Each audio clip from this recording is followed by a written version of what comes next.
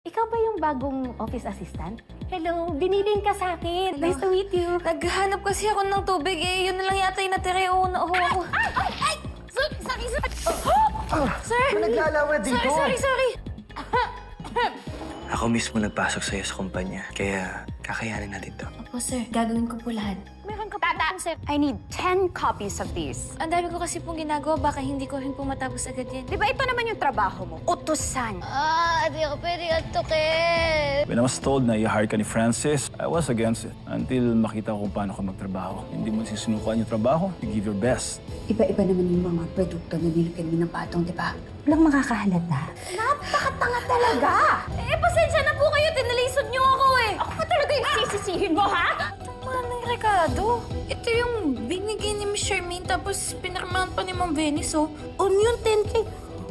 Uy, overpriced to ah. Di kaya, ito yung modus ni Ma'am Charmaine tsaka ni Ma'am Venice? Yung mangurakot dito sa kumpanya?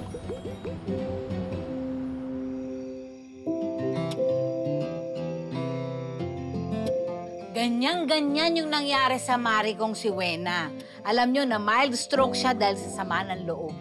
Ay, oo, Nay. Nabalitaan ko yan. Yan ba yung dahil dun sa tauhan niya si Badet? Kita mo, so nabalitaan mo rin pala, Daboy. O itong kwento niyan kasi.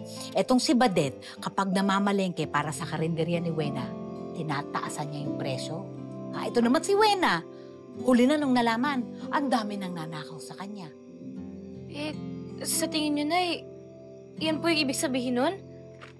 Na baka yan din yung ginagawa ni Ma'am Charmaine na Sir Francis. Yung pinapatungan nila, tapos sa kanila lang din yung patong. Alam mo, malamang nga anak. Kasi kunyari, tignan mo tong sibuyas, napakamahal. Dyan din sa lugar na yan tayo bumibili. Alam mo naman tayo mga taga-palengke. Kahit nakapikit ang mata, alam natin ang galawan ng presyo ng bilihin.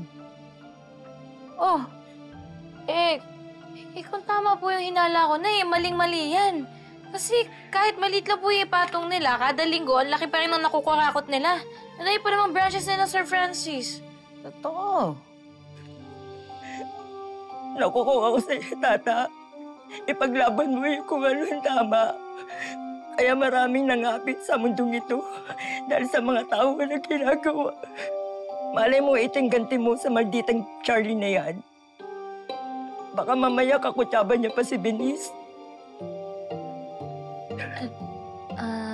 Sino po si Charlene? Di ba po Charmaine? Ay, Charmaine pala. Sige po. Hilda. Alika nga rito. Dito ka nga. Tumabi ka sa akin. Tigilan mo muna sila dyan. May lamig ako eh. Pindutin mo muna. Alam mo, Hilda, wag mo nang demonyohin itong si Tata. At ikaw naman, Tata, alam mo na kung anong tama't mali. Kapag sinabi ng puso mo, gawin mo. At kung sa tingin naman tama ka, wala ka dapat ikatakot. Ay, hoy, ba't umiiyak ka? May lamig ka, di ba? Yung mukha mo may lamig eh. Dali mo na.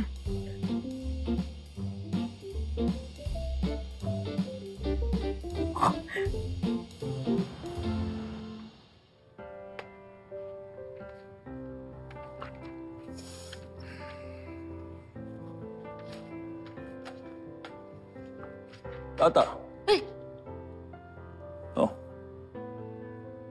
Nandito ka.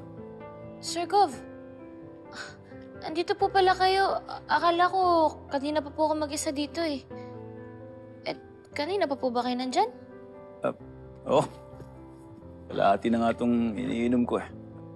Punta lang ako ng pantry para kumuha ng yelo. Hey, it's Sunday. Nagtatrabaho ka pa dito.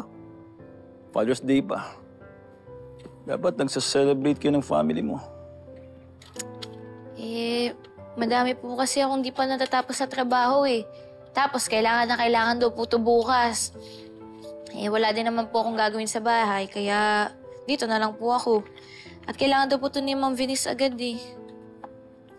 At sa totoo lang po, hindi kasi kami nagsiselebrate ng Father's Day. Bakit naman hindi? Hindi naman po kasi kami okay ng tatay ko. Simula bata pa lang po ko, iniwan niya na po kami ng nanay ko eh. Eh, kayo nga po pala, bakit nandito po kayo? Father's Day po. Pag Father's Day, talagang gusto ko mapag-isa. Parang ikaw, dinadaan ko na lang sa trabaho. And wala naman dapat ipag-celebrate. Hindi naman ako naging mabuting ama sa anak ko.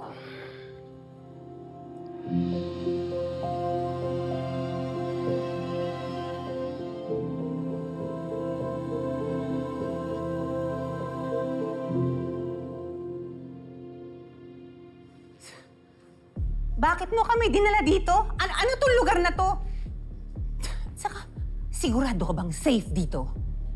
Ay, ma'am, wala akong pumupunta dito. This floor is under renovation, kaya safe na safe tayo dito. Besides, linggo po ngayon, ma'am. Walang tao dito sa Palma office. Eh di ano na? Oh, kailan ka magde-deposit ng pera? Hindi ba dapat meron akong 30% dun sa makukulimbat mong pera? Sa supplies ng mga Palma. Well, it's been 2 months. 2 months since the last deposit. Ma'am, hindi naman po ako Do not touch me. I'm sorry. Ma'am, hindi naman po ako nakakalimot. Nag-iingat lamang po ako kasi alam na ninyo, medyo mahigpit po ngayon ng finance at saka ang accounting. Natatakot lang ako, syempre. Baka mahuli tayo. Di ba? Sayang naman yung mga paparating na kaperahan.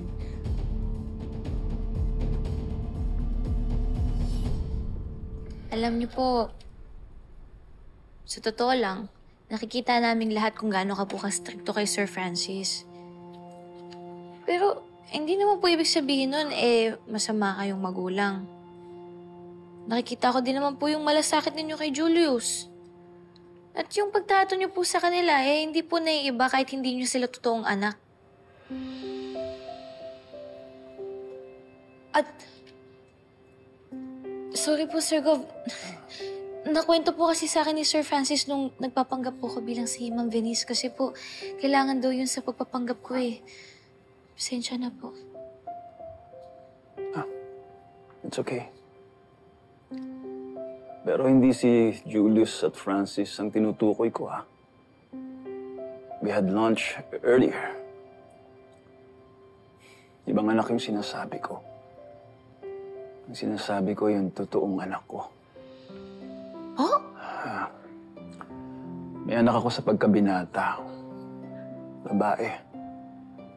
Siguro, kasing edad mo na siya ngayon. Talaga po, may anak kayong babae?